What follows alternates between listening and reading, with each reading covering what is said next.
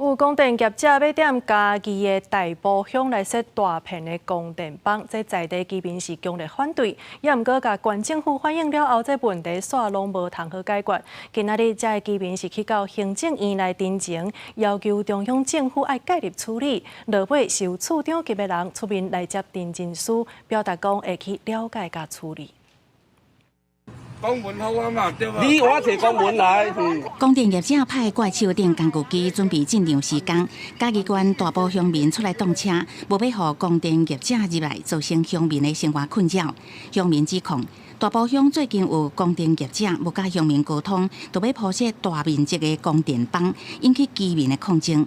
向县政府反映阁无结果，只好伫南委的协助，透早上北到行政院陈情抗议。光电不能紧邻我们的社区，不能紧邻我们的住家，更不能紧邻我们的学校。政府说叫厂商要跟我们联络，要跟我们沟通才可以再做，可是他们置之不理啦。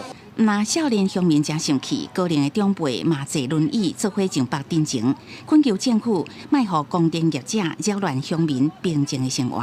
足艰苦的，我像阮咧阴暗时拢足惊吓啦，拢袂困袂食啦。乡民希望政府介入处理，行政院是派经济能源农业处长接陈情书，强调会马上处理。